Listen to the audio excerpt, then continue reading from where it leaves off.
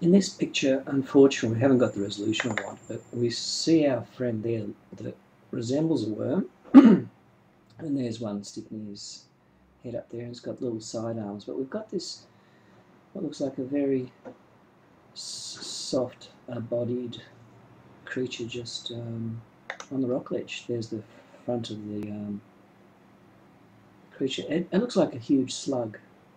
So there the worms and sticking their head up there. I can see the little side process. There's actually two there, side processes there. They could be, now that one there is a very big slug, and there's the front process. This is the first time I've analysed in any of the pictures the slug-like creature, which seems to be there, and it's got that little process in the front.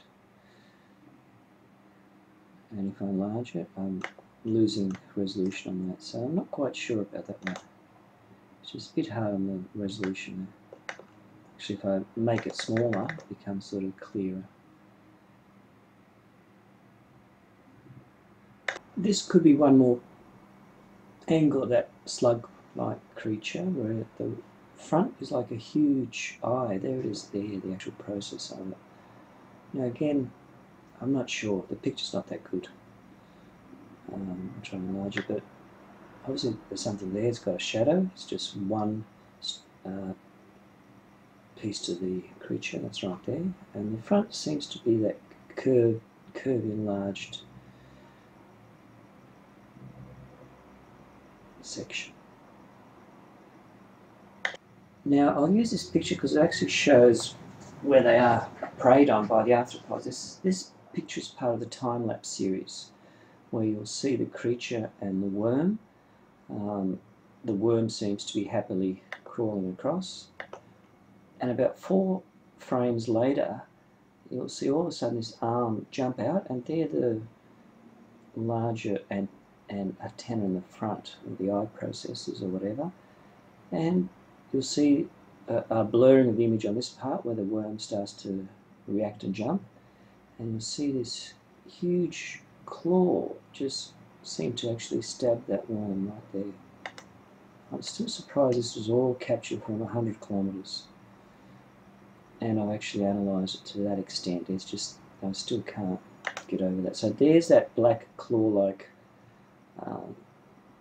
part that snares the worm, and it jumps. You'll see it jumping there, and I'll just quickly return to one picture where it actually didn't jump and that claw wasn't there. This picture's not that clear, but it shows you our two friends together just before the moment.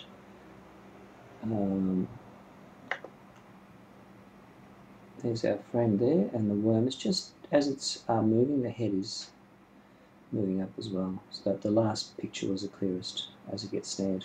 I like this picture here because it actually shows these worms sticking their head over the rock ledge. I'm not sure if that's one that's curved over twice over the ledge or two. I think it's one. Now if you analyse it, that's one, and the large creatures, which are arthropods, are under the ledge, usually waiting for the worms. So there it is there, curled over. I'll just zoom in. I think it's one process. So it's one big worm, that's the head, that's the tail, and it just decides to come over and have a look what's down there. They all seem to like to come to the edge of these rock shells, and I don't realise why, but they seem to take the risk of actually going further than they should when obviously there's nothing there. So that's one good picture showing that. And again, it's taken from 100 kilometres. This one provides a difficulty because it looks as though it's hard structure to actually come through the surface, but I don't think it's an arthropod, so I'm going to classify it as a non-arthropod. What we have here is something very peculiar. It comes out of the surface, so actually you see the hole, you see the part of the body which is rounded on top, and then you see two processes coming out which are circular, connected. And it looks like each has an eye.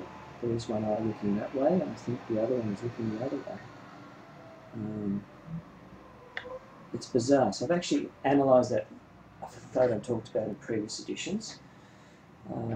I've tried a colour coding as well, clarity and resolution, to make the image come up better. But every time I play with it, there's only a limit to the resolution. That's probably the best. So that's why I like to take it back and just study it from far away.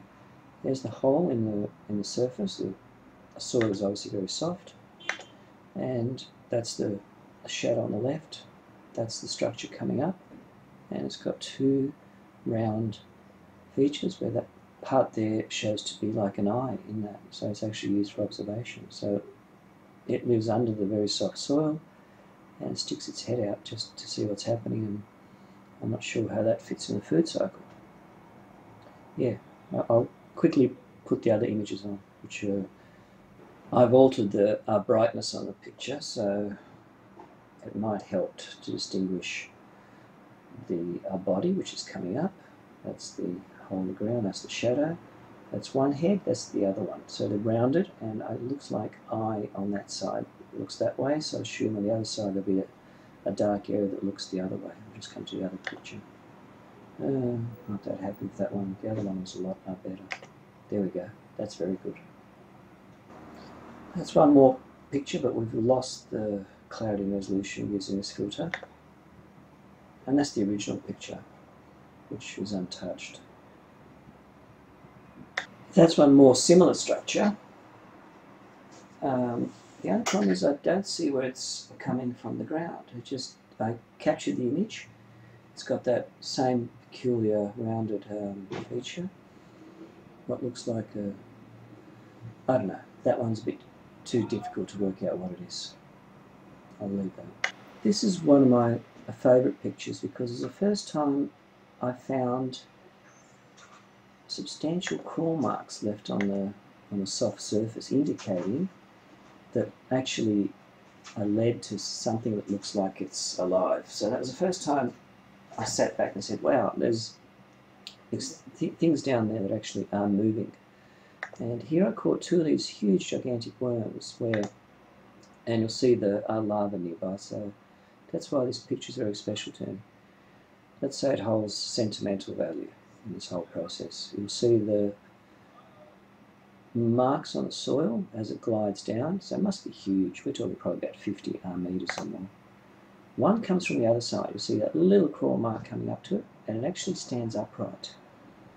And I'm not sure if they're having a chat, communicating, or they're getting a lot more physical, because nearby we'll see the larvae that are there in the soil, and obviously they've got 12 hours a day to collect sunlight. The soil is very nutritious, and there's a condensation in the soil.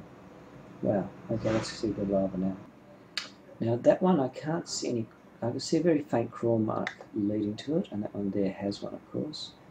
And they just, I believe these are larvae that are just growing, rather than the creatures in hibernation.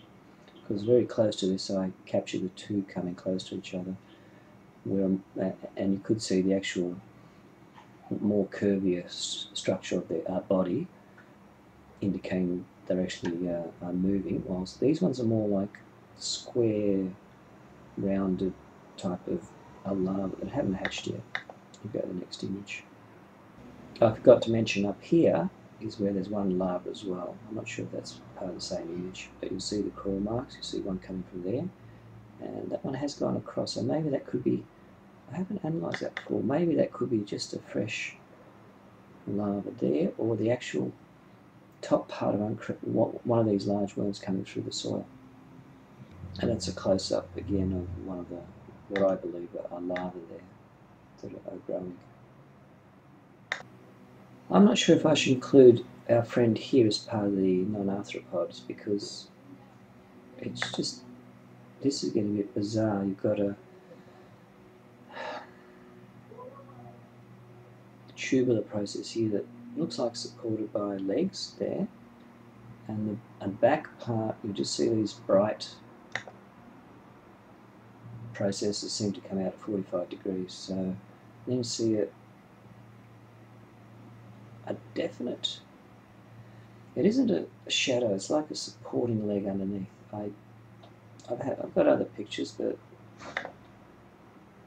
I've changed the colour and resolution on those, so I don't know what I'm looking at there. I honestly don't know, so that's why I'm not sure where to classify it. It's probably the clearest is the original picture here. It just seems to be standing there. There's the shadow, and I don't know what these larger structures are coming off of. In this picture, for some reason we see now, because it's in a time-lapse series, we've got a little bit more formation coming through here. There's obviously a structure down there supporting it, and those little side legs, you just see it faintly. I don't know what these larger things are coming from the back, pointing upwards. I'm